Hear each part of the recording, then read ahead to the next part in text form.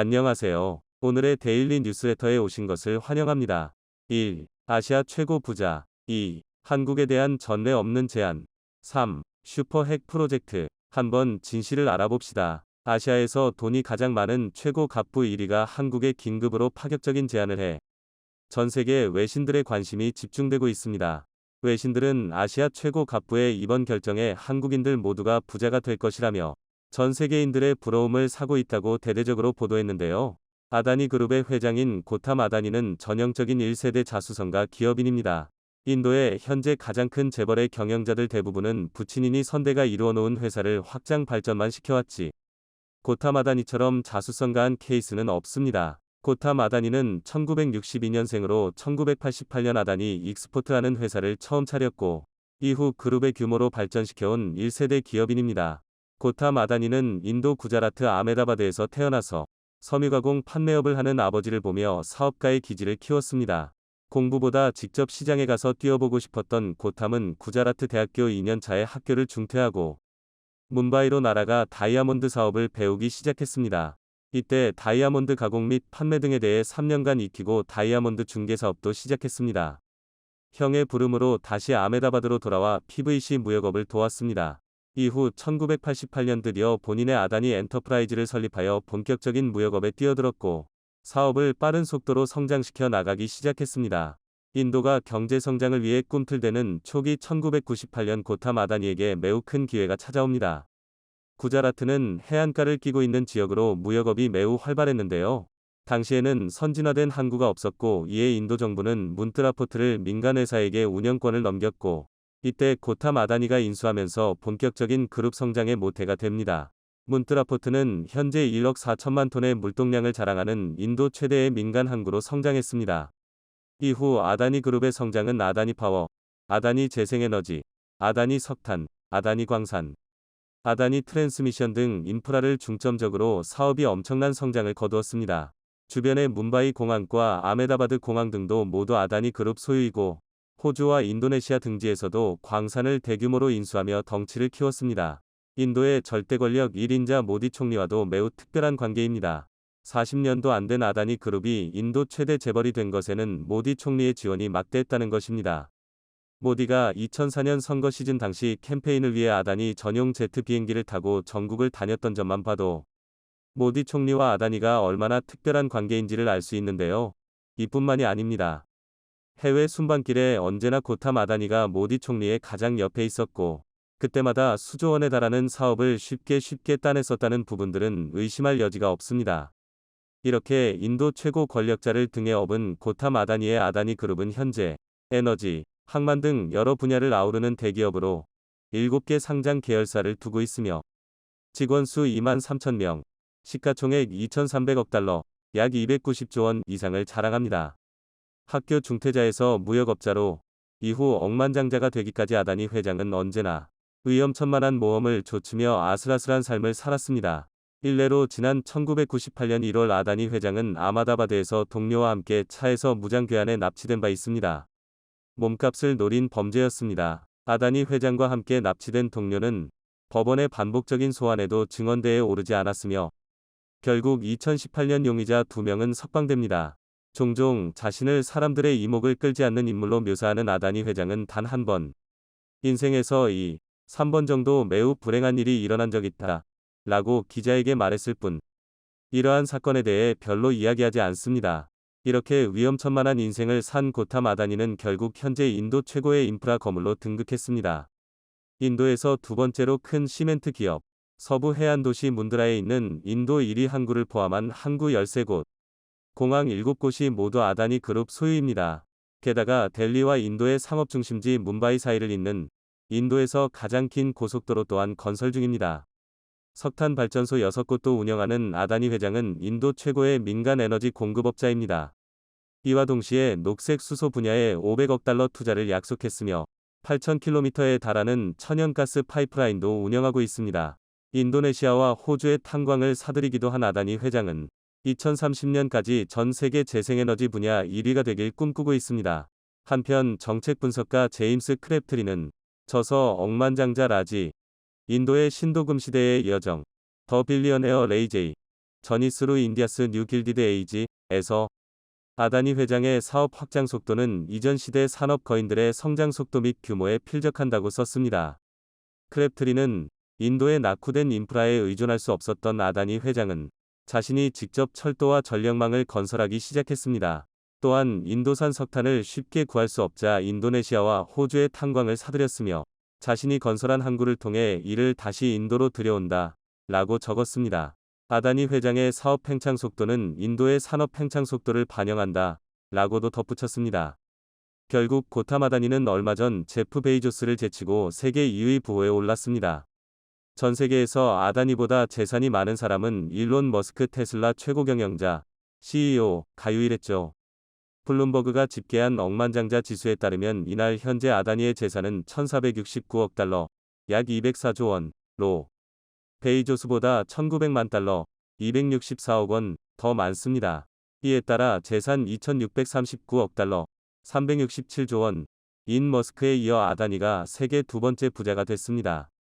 블룸버그는 서방의 기술기업 창업자들이 주름 잡고 있는 세계 부호 순위에서 아시아인이 2위에 오른 것은 매우 의미 있는 성과라고 평가했습니다.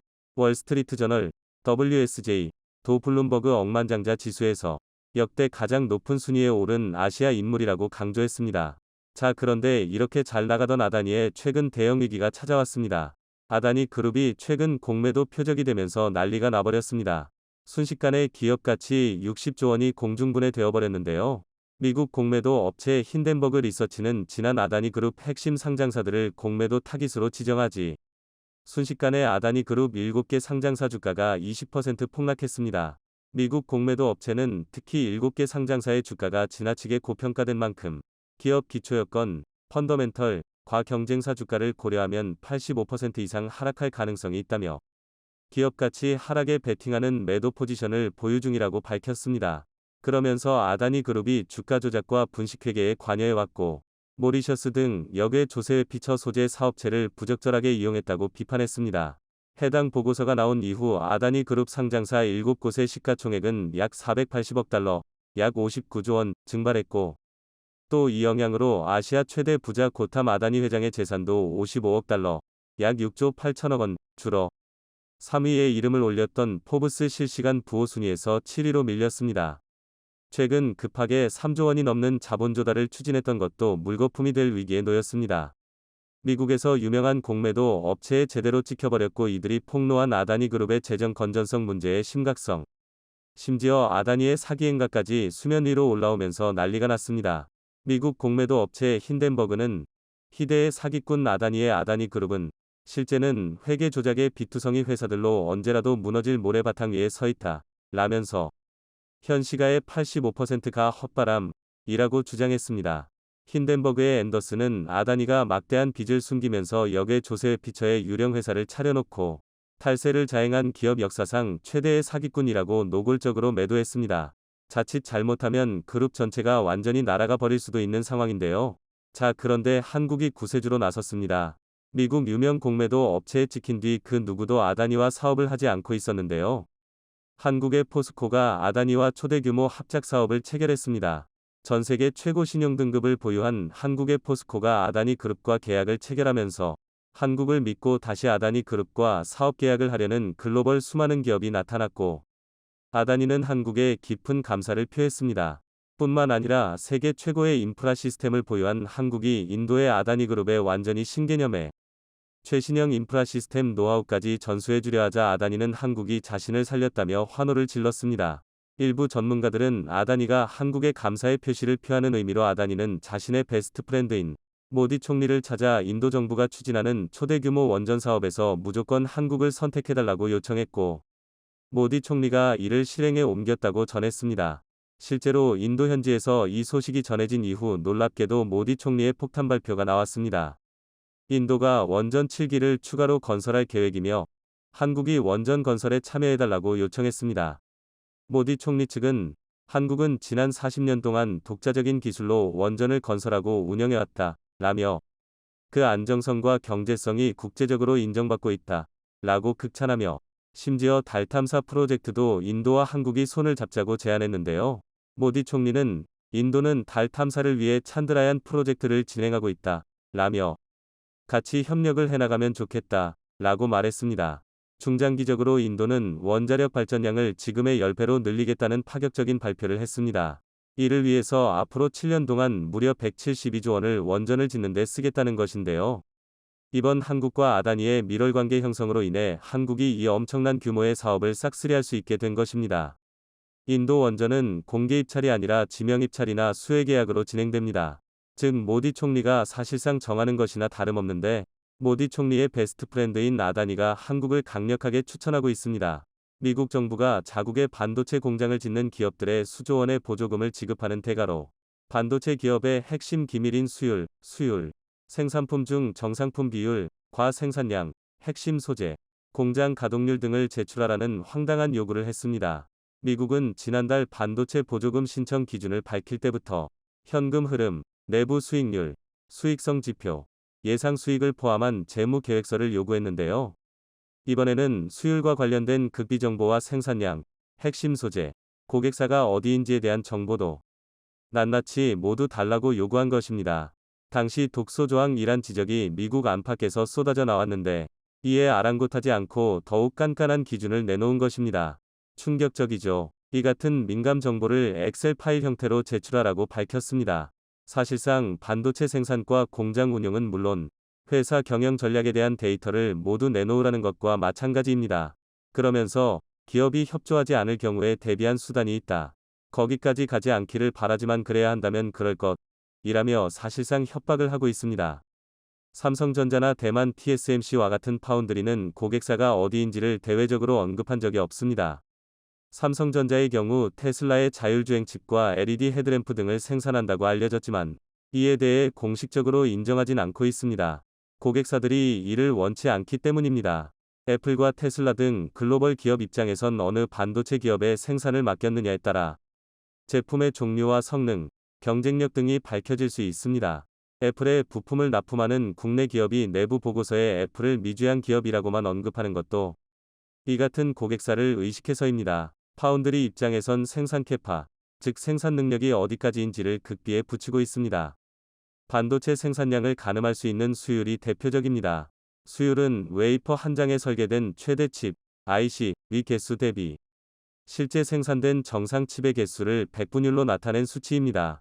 수율이 높을수록 생산성이 높다는 것을 뜻합니다.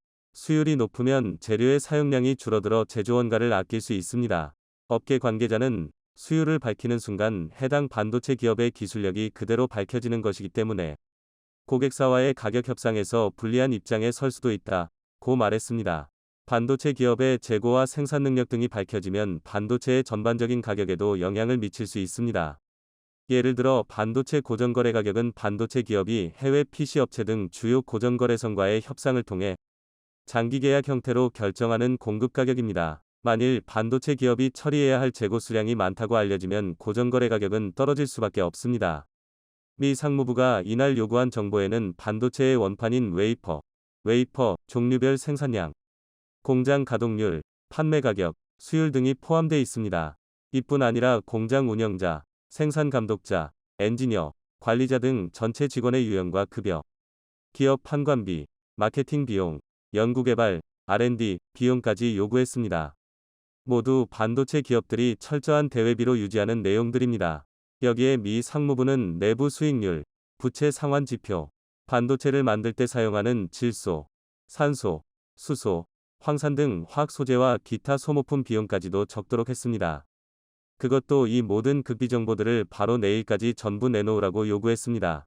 미 정부는 이를 바탕으로 자국 보조금을 받은 반도체 기업에 초과 이익을 추산해 일정 부분을 환수할 방침입니다. 상무부는 보조금 신청 기업의 재정 상태는 반도체법 프로그램 심사에 매우 중요한 부분으로 제출하는 엑셀 파일은 사업성, 재무 구조, 경제성, 위험을 평가하고 잠재적 지원금의 규모와 유형, 조건을 검토하는 데 사용된다고 설명했습니다. 그런데 사실상 반도체 패권을 한국과 대만으로부터 뺏으려는 미국의 갑질이라 판단되고 있습니다. 더 충격적인 점은 이것이 끝이 아니라는 것입니다. 미국 상무부는 이에 더해 97쪽짜리 노동력 개발 계획 지침이라는 가이드라인을 내놓으면서 현지 반도체 공장 직원들을 어떻게 고용하고 교육하며 유지할지에 대한 계획도 밝히라고 요구했습니다. 앞서 보조금을 받으려면 보육시설을 지어야 한다고 내건 조건에 더해 근로자들이 보육시설을 중저가에 이용할 수 있도록 하라는 내용도 담겼습니다. 반도체 업계에선 현실적으로 수용하기 어려운 조건들이라는 반응이 나옵니다. 미국 정부가 수집한 삼성전자, TSMC의 핵심 기밀이 자국 반도체 산업의 성장에 활용될 수 있는 것 아니냐는 우려도 나옵니다. 현재 삼성전자와 TSMC는 7나노, MM1나노는 10억분의 1m 이하 최첨단 파운드리 반도체 위탁 생산에서 독보적인 기술력을 갖고 있습니다. 미국이 요구하는 정보는 그 자체로 핵심 기밀일 뿐 아니라 이를 산출하는 것도 쉽지 않습니다. 반도체 업계 관계자는 삼성과 TSMC 가 공장을 건설하는 파운드리 분야는 고객사의 다양한 주문에 따라 수율이 제각각이라 이를 일일이 예측해 제출하는 것은 사실상 불가능하다며 보조금 규모가 워낙 크고 만약 신청하지 않으면 미국에 반기를 드는 것처럼 보일 수 있어 진퇴양난인 상황이라고 했습니다. 국내 정재계에선 미 정부가 연일 내놓는 무리한 반도체 정책에 자국의 정치 상황이 반영돼 있다고 보고 있습니다. 내년 재선을 앞둔 바이든 정부가 세금을 허투루 쓰지 않는다는 점을 보여주기 위해 사실상 실현이 불가능한 까다로운 조건에다 각종 노동교육 정책까지 집어넣고 있다는 것입니다. 바이든이 자신의 정치적 이익을 위해 한국의 삼성전자와 대만의 TSMC를 희생시키고 있다는 것이죠. 반도체 업계 관계자는 현재 미국에 짓고 있는 반도체 공장은 인플레이션으로 인건비, 건설 자재비가 급등하면서 대규모 적자 상태라며 이런 여건이 지속되면 보조금 신청 여부와 공장 완공 시기 등을 면밀히 재검토할 수밖에 없는 상황이라고 했습니다. 자, 그런데 이재용 삼성전자 회장이 깜짝으로 중국에 간 사실이 알려지면서 미국은 발칵 뒤집혔습니다. 미국 입장에서 더 답답해하는 이유는 바로 이재용 삼성전자 회장이 중국에서의 일정 대부분을 비공개로 하고 있다는 것입니다. 도대체 뭘 하고 있는지 알 수 없는 상황인데요. 이 회장은 행사 마지막 날 리창 총리 등 시진핑 집권 3기위 중국 고위 인사들과도 면담하는 것으로 알려졌습니다. 행사 개막에 앞선 지난 24일에는 시 주석의 대표적 측근 중 한 명인 천민월 텐진시 서기와 면하며 세간의 이목을 집중시키기도 했습니다.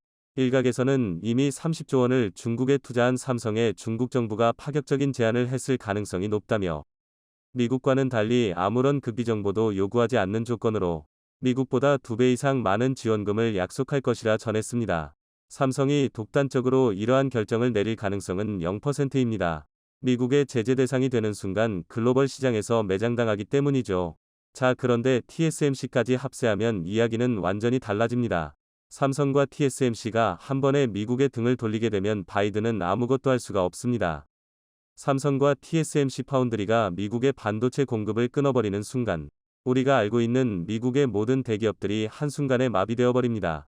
세계의 GPU 회사 엔비디아와 세계 시가총액 1위 회사 애플 뿐만 아니라 반도체를 필요로 하는 아마존, 알파벳, 메타 등도 모두 마비되어 버리죠.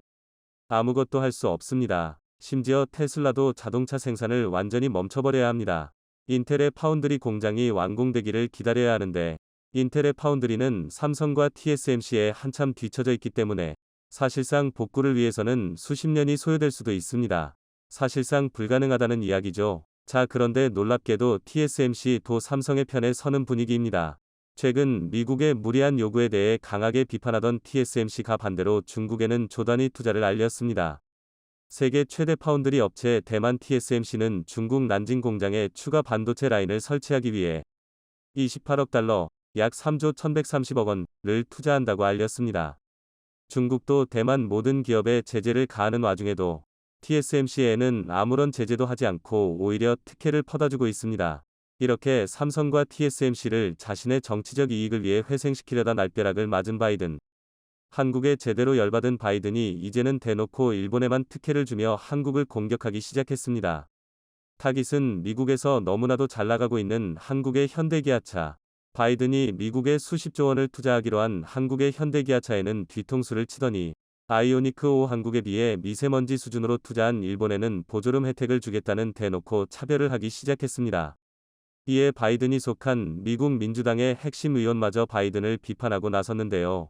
형평성에 어긋나도 한참 어긋난다며 이런 식으로 황당한 차별외교를 하다가는 미국이 전 세계로부터 고립될 수 있다고 경고했습니다. 바이든의 뒤통수는 아무것도 아니었습니다. 최근 대만이 한국을 향해 너무나도 충격적인 발표를 하며 도발하기 시작했는데요. 그 내용이 너무나 충격적인 나머지 해외 주요 외신들은 대만, 한국과 전쟁 선포? 라는 충격적인 제목의 보도를 쏟아내고 있습니다. 과연 대만이 이번에 한국에 무슨 짓을 했길래 이렇게 충격적인 기사들이 쏟아지기 시작했는지, 한국이 대만에 어떤 시원한 복수를 해주었는지, 대만 총동부터 시작해 대만 언론들이 18년 만에 대만이 한국을 짓밟고 올라갔다 라며 대대적으로 과시했습니다. 1일 대만 중앙통신에 따르면 대만 경제부 통계처는 지난달 28일 현지 시간 지난해 대만의 1인당 GDP는 32,811달러, 약 4,400만 원로 한국의 32,237달러보다 많았다며 대만의 1인당 GDP가 한국을 앞선 것은 2004년 이후 처음이라고 밝혔습니다. 대만 통계처는 대만과 한국은 인구도 비슷하고 산업구조도 비슷하다. 그런데 대만의 반도체 산업이 한국의 반도체를 압도적으로 앞질렀다. 대만은 최근 10년 동안 연평균 3.2%씩 성장했는데 한국은 고작 2.6%였다. 라고 과시했습니다. 대만이 TSMC를 중심으로 고속 성장하고 있는 것은 사실이지만 굳이 이렇게 한국을 깎아내리며 비교할 필요는 없죠. 너무나 어이가 없는데요. 자, 그런데 이건 아무것도 아닙니다. 한국과 미국의 1인자가 대통령이라면 베트남에는 국가주석, 대만에는 총통이 있습니다. 한국의 대통령 선거와 같은 대만의 총통 선거가 코앞으로 다가왔습니다. 앞으로 7개월 뒤인 2024년 1월에 대만의 총통 선거가 열리는데요. 궈타이밍 폭스콘 창업자가 대만의 트럼프라 불리며 돌풍을 일으키고 있는데요. 그의 발언이 너무나 충격적입니다. 애플 제품을 만들어주는 것으로 유명한 폭스콘. 궈타이밍 대만 폭스콘 창업자는 국민당으로 대만 총통 출마를 선언한 뒤 대만에 짓고 있는 TSMC 신축 공장에 전력이 부족하다며 한국이 대만에 소형 원자력 발전소를 짓도록 하겠다는 충격적인 발표를 했습니다. 소형 원자력 발전소는 한국이 압도적인 세계 1위입니다. 한국이 세계 최초로 개발했고 아직도 기술력 측면에서 압도적인 세계 1위입니다. 한국의 기술력 없이는 절대 지을 수 없는데요. 궈타이밍 폭스콘 회장은 한국의 한마디 상의도 없이 강제로 한국이 대만에 소형 원자로를 짓도록 하겠다는 충격적인 발표를 했습니다. 궈 창업자는 대만 기업계 인사 800명이 참석한 행사에서 세계 최대 파운드리, 반도체 수탁 생산, 기업, 대만 TSMC 위 가오슝 공장 건설과 관련한 세간의 의구심이 증폭되는 가장 큰 이유가 반도체 주문 부족의 문제가 아닌 전력 부족일까 두렵다고 말하며 원전은 오르며 돈을 벌 수 있는 업종이다 라고 전했습니다. 그러면서 한국이 대만의 소형 원자로를 짓도록 만들 것이라 확신했는데요. 소형 원자로는 300메가와트 이하의 원자로를 말합니다. 증기 발생기, 냉각제 펌프, 가압기 등 주요 기기를 하나의 용기에 일체화했습니다. 대형 원전 주기기와 경납 건물에 비해 100분의 1 수준으로 작습니다. 모듈 형태 제작으로 이송과 건설이 가능, 건설 비용과 시간을 획기적으로 줄일 수 있습니다. 소형이라 발전 목적에 따라 도심, 외곽, 선박 등 다양한 지역에 건설할 수 있는 것도 강점입니다. 가장 중요한 것은 주요 기기들을 일체화해 대형의 우려 가능성을 제거하며 안전성도 갖췄다는 것입니다. 한국은 97년부터 소형 일체형 원자로 스마트 개발에 착수했습니다. 2012년 세계 최초로 표준 설계 인가를 획득하며 전 세계로부터 부러움과 극찬을 받았습니다. 세계에서 그 누구보다 심지어 미국과 유럽보다 먼저 소형 원전이라는 꿈의 기술을 현실화한 것입니다. 최근 한국의 삼성중공업과 한수원은 심지어 이 소형 원전을 바다 위에 만드는 말도 안 되는 기술을 선보였습니다. 황주호 한수원 사장은 차세대 원전 사업 협력을 통해 대한민국과 덴마크가 더 안전하고 깨끗한 미래를 위해 상호 발전하는 동반자 관계로 나아가도록 앞장설 것이라 전했고, 정진택 삼성중공업 사장은 부유식 원자력 발전 설비는 기후변화 문제에 효율적으로 대응 가능한 무탄소 에너지 솔루션이라며 부유식 수소, 암모니아 플랜트로 확장 가능한 차세대 기술이라고 전했습니다. 그렇지 않아도 최고의 안전성으로 극찬받고 있는 소형 원전을 바다 위에 짓는다면 이보다 더 안전할 순 없겠죠. 그런데 궈타이밍 폭스콘 창업자는 자신이 내년 1월에 있을 총통 선거에서 총통으로 당선되면 TSMC 신공장이 필요한 전력을 한국이 대만의 소형 원전을 짓게 만들어 해결하겠다고 한 것입니다. 더 충격적인 것은 이렇게 한국의 도움이 절실한 상황인데도 총통 선거 광고에서 한국을 깎아내리고 도발하며 충격적인 혐한을 드러내고 있다는 것입니다. 최근 대만의 IT 전문지 디지타임즈가 삼성전자의 EUV 공정위 수율 저하로 인한 어려움에 직면했다. 고 문제를 삼아 논란이 됐습니다. 신문은 작심한 듯 20일과 23일 연이어 이를 보도하며 삼성을 깎아내렸는데요. 이 배후에는 폭스콘 궈타이밍 회장이 있던 것으로 알려져 큰 충격을 주었습니다. 궈타이밍 폭스콘 회장은 혐삼성으로 유명합니다. 2010년 12월 대만 LCD 업체들은 유럽연합 EU 집행위원회로부터 가격 담합 혐의로 거액의 과징금을 부과받았는데요. 여기서 그들은 담합 사실을 자진 신고한 삼성을 비판했습니다. 특히 홍하이그룹 창업주 궈타이밍 회장은 삼성전자가 가격 담합이 주요 기업인데도 자진 신고하고 벌금을 물지 않게 됐다고 비난했습니다.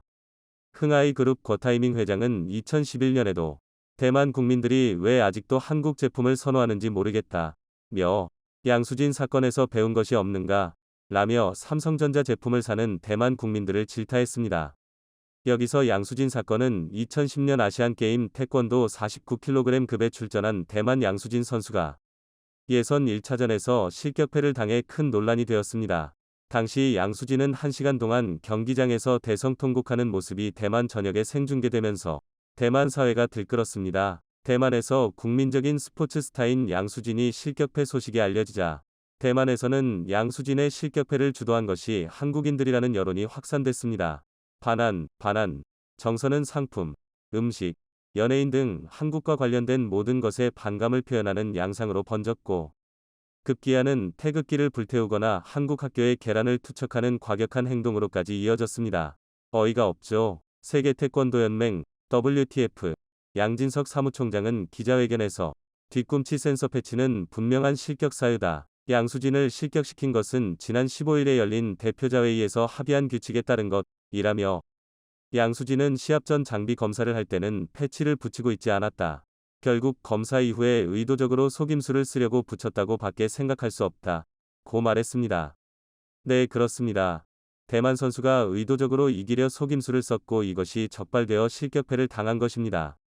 세계 태권도연맹 양진석 사무총장이 이를 정확히 지적했는데도 대만은 한국이 대만을 일부러 떨어뜨렸다며 혐한을 하고 있습니다. 이것이 끝이 아닙니다. 대만의 트럼프라 불리며 대만 총통 선거에 나선 궈타이밍 폭스콘 회장이 내놓은 TV 광고는 너무나도 충격적입니다. 공개된 영상은 두 여인이 리듬 체조 대결을 펼치는 모습으로 시작되는데요. 대만과 한국의 경제를 비교하며 그는 이렇게 말합니다. 제대로 일하는 지도자가 필요하다. 입에 발린 소리가 아닌 대만 경제의 새로운 상장점을 위해 일하는 사람이 필요하다. 대만이 AI 지혜대국이 될 수 있도록 우리가 다시 한국을 넘어설 수 있도록 궈타이밍을 믿으세요. 대만은 반드시 이깁니다. 라고 말이죠. 궈타이밍 회장과 대만이 한국에 얼마나 큰 열등감을 느끼고 있는지 명확하게 느낄 수 있는 대목인데요. 이를 본 한국 네티즌들은 갑자기 열폭하는 이유가 뭐냐. 제대로 된 공약 홍보도 안 하는 TV 광고 수준. 자기 나라 대선에 왜 한국을 걸고 넘어지냐. 1992년 한국이 대만과 국교를 단절하고 중국과 수교했을 때부터 대만의 혐한 기류는 심했다. 또 원래 친일 성향이 두드러진 나라였다 등의 반응을 보였습니다. 그러면서 궈타이밍은 대만은 아시아 4마리 용중머리고 한국은 꼴이라는 충격적인 발언도 서슴지 않았습니다. 자, 그런데 역시 한국이었습니다. 한국이 대만에 너무나 시원하게 복수를 해주었습니다. 대만의 소형 원자로를 지금 당장 짓게 만들겠다는 궈타이밍 폭스콘 회장의 발표가 있은 즉시 한국은 캐나다와 소형 원자로 계약을 가장 먼저 했습니다. 바다 위에 짓는 꿈의 소형 원전도 삼성과 한수원이 대만이 아닌 덴마크와 손을 잡았습니다. 한국의 이러한 발표에 궈타이밍 폭스콘 회장은 현재 대만 내에서도 조롱거리로 전락했습니다. 한국이 TSMC의 부족한 전력을 위해서 대만의 소형 원자로를 짓게 만들겠다고 발표한 지 며칠 만에 한국의 이러한 발표가 나오면서 대만인들 사이에서도 허풍쟁이라는 별명을 얻었습니다.